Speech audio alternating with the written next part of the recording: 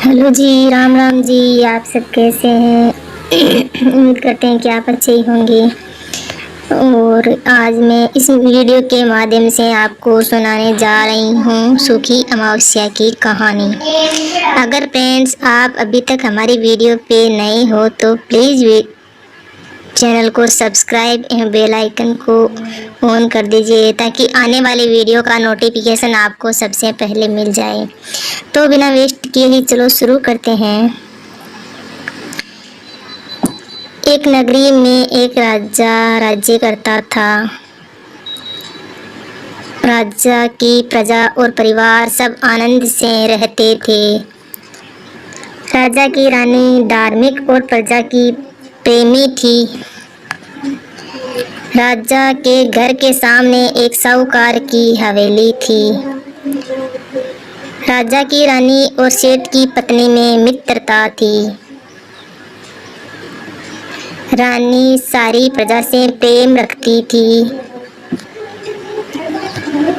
एक रोज साहूकार की हवेली से साहूकार की पत्नी के रोने की आवाज आने लगी। स्त्री भारी विलाप कर रही थी।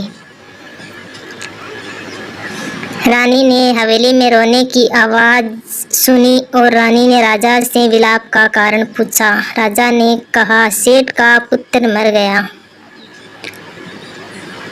तो सेठ की पत्नी और लड़के की माँ दुखी है।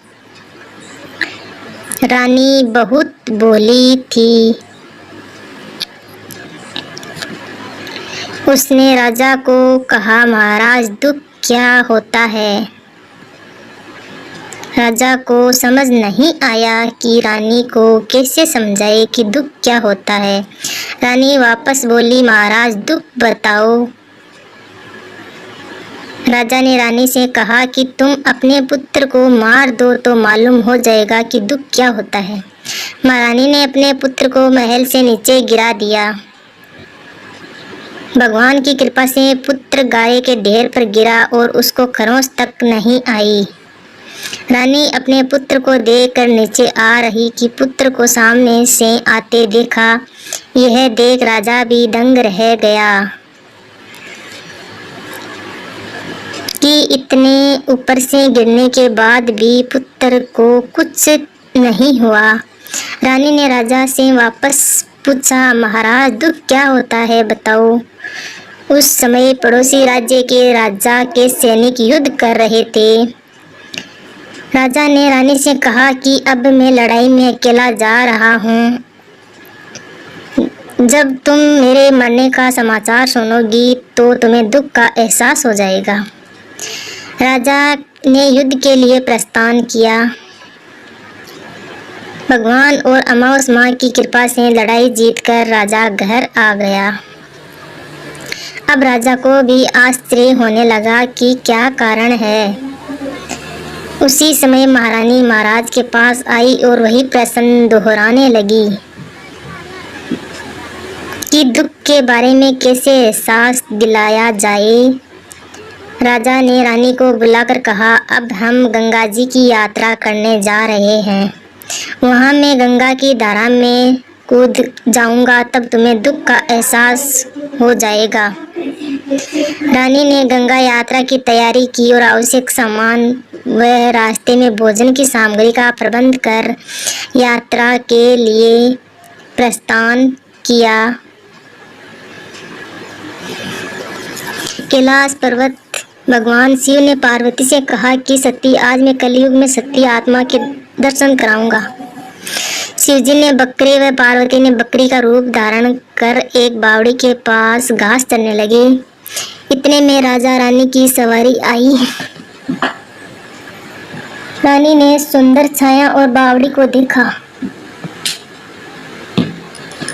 तो रानी ने राजा से कहा, हम थोड़ी देर यहीं जलपान व विश्राम करके आगे बढ़ेंगे।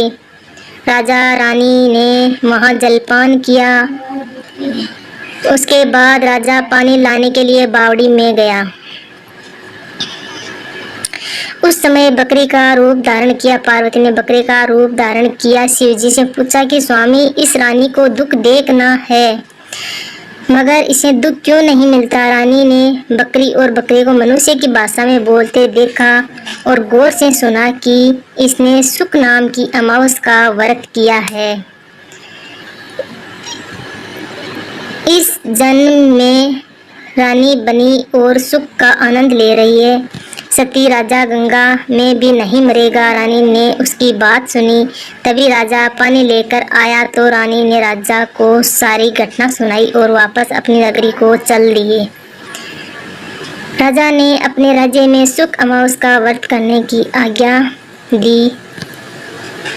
राजा हर अमावस को अमावस माँ की पूजा और कथा करता। यह व्रत जिस दिन शुक्रवार को अमावस हो उसी दिन से शुरू करें। 21 अमावस तक व्रत करें। पहले 5 अमावस गेहूं और लाल कपड़ा दान करें। 5 अमावस मूंग, उसके बाद 5 अमावस चना, बाद में 5 अमावस मक्का। 21वें अमावस को चावल दान करें। दान में जिस रंग का अन्न हो वैसा ही रंग का कपड़ा दान करें। व्रत के दिन रोज गाय को हरा चारा व ब्राह्मण को भोजन या दक्षिणा देवें। जो मनुष्य श्रद्धा पूर्वक व्रत करेगा अमावस माता व भगवान शिव की कृपा से दुख से मुक्ति प्राप्त करेगा।